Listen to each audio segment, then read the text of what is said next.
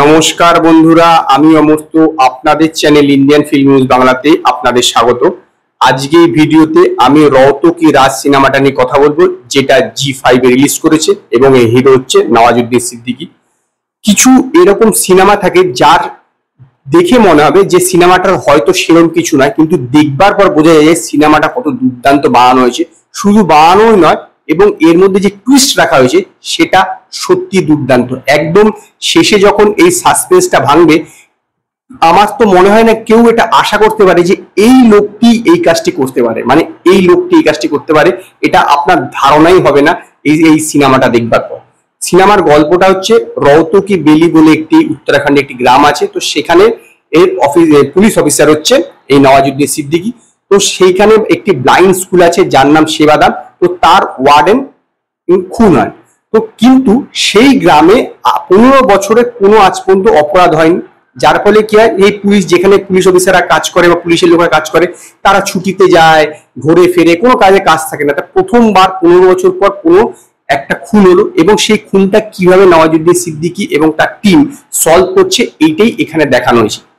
শুরুতে যখন এই সিনেমাটা শুরু হবে দেখবেন বেশ স্লো স্টার্ট, মানে যেরকম গ্রামের পরিবেশ, এবং 15 বছর ধরে যেহেতু কোনো খুন টুন হয়নি, তার ফলে বা কোনো অপরাধী হয়নি, খুন তো দূরের কথা, কোনো অপরাধী হয়নি, যার ফলে এদের মধ্যে একটা জং পড়ে গেছে। তারা ধীরে সুস্থে করছে। এমনি সময় লাশটা একদিকে পড়ে রয়েছিল, মানে এক মুখে শুয়েছিল, অবস্থাতে খুন হয়েছে, আরেকদিকে ঘুরিয়ে দিচ্ছে। মানে এরকম ভাবে যাদের যেরকম তদন্তে যেরকম অভ্যাস না থাকলে যেরকম ভাবে পুলিশরা কাজ করে সেটা দেখানো হয়েছে। তারপর যখন ধীরে ধীরে সাসপেন্স ঢুকতে শুরু করে, ধীরে ধীরে গল্প এগাতে থাকবে, তত কিন্তু আপনারা এর প্রতি আকৃষ্ট হতে শুরু করবেন, এবং তত ধীরে ধীরে প্যাঁচ পর্যায়ে ঘোট পাকাতে শুরু করবে। এবং শেষে গিয়ে যে টুইস্টটা দেওয়া হয়েছে, যে এই একটি যাকে মানে কি বলে একটি সাধারণ একটি ছেলে যে এত বড় ঘটনা ঘটে দিতে পারবে, সেটা আপনারা এই সিনেমাটা না দেখলে বিশ্বাস করবেন না। অভিনয়ের কথা বলে নওয়াজুদ্দিন সিদ্দিকী এই জাতীয় রোলটা অন্য, আমার মনে হয় এটা জল ভাত। এখানে রাজেশ কুমার যে রোলটা করেছে তার রোলটা বেশ আকর্ষণীয় আমার কাছে মনে হয়েছে।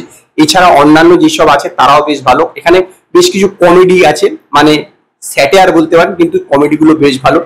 এবং নওয়াজুদ্দিন সিদ্দিকীও নিজেও কমেডি করেছে। বেশ কিছু সিন আছে যেখানে এরকম একজনকে ধরে নিয়ে আসবে লক আপে, তাকে কিছু জিজ্ঞেস করছে না, জাস্ট একটা বলছে খালি পেজের মধ্যে দেখে বলছে হ্যাঁ এইটা বলেছে, যেই ও বলছে না এরকম না, যেই একটা কথা বলছে না একটা থাপ্পড় মারছে, তাহলে ওর দিকে তাকাচ্ছে, মানে থাপ্পড় মারার পর আবার যখন প্রশ্ন জিজ্ঞেস করছে সে উত্তর দিচ্ছে না, যেই ও রাজেশ কুমারের দিকে তাকাচ্ছে সে ভয় চড়ে বলেছে, কারণ জানে রাজেশ কুমারের দিকে তাকালে আবার একটা থাপ্পড় মারবে।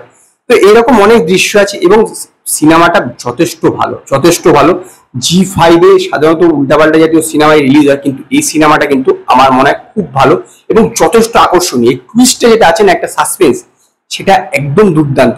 যদিও যে পদ্ধতিতে মার্ডারটা করানো দেখা হয়েছে সেটা আরেকটু আমার মনে হয় বেটার হলে ভালো হতো, কারণ এতটা জলভাত ব্যাপারটা হয়ে গেছে। যদিও একজন মানে আমি এটা বলে দিলে স্পয়লার হয়ে যাবে, যে করেছে মার্ডারটা তার পক্ষে হয়তো এর চেয়ে বেশি কিছু করা সম্ভব ছিল না, কারণ সেও নিজে একটা প্রতিবন্ধী বলতে পারেন। তো স্বাভাবিকভাবে তার পক্ষে এর চেয়ে অতিরিক্ত পদ্ধতিতে, মানে আরো জটিল পদ্ধতিতে বা আরো খুব নির্দিন ওয়েতে মার্ডার করা ঠিক সম্ভাবনা ছিল না, সম্ভবত পসিবলও ছিল না। তো ওভারঅল সিনেমাটা বেশ ভালো, আমি একবার রেকমেন্ড করবো, একবার দেখুন। হ্যাঁ, এটা মানতে হবে যে স্ক্রিন প্লেটা একটুখানি স্লো, তারও কারণ আছে, কারণ যেইখানটা যেই পরিবেশটা দেখানো হয়েছে সেই গ্রামটা অনেকটা একটা গ্রাম, তো এবং একটি নির্জন গ্রাম, সেখানে বেশি লোকজন থাকে না। এছাড়া সেখানে 15 বছর ধরে কোনো অপরাধী হয়নি, যার ফলে সেখানে গ্রামের জীবনটার সঙ্গে মানানোর জন্য স্ক্রিন প্লেটাকে একটু স্লো করা হয়েছে। ওভারঅল বেশ ভালো, এবং সেই কারণে আমি রওতো কি রাজ এই সিনেমাটাকে 5-এর মধ্যে 3.5 স্টার দেবো। যদি আপনারা জি5 এর রওতো কি রাজ সিনেমাটা দেখে থাকেন, তো আপনারা আমায় কমেন্টে জানাবেন আপনাদের এই সিনেমাটা কিরকম লেগেছে। যদি আপনাদের এই ভিডিওটি পছন্দ হয়, ভিডিওটিকে লাইক করুন, কমেন্ট করুন, শেয়ার করুন, আর নতুন আপডেটের জন্য আমার চ্যানেলকে সাবস্ক্রাইব করুন।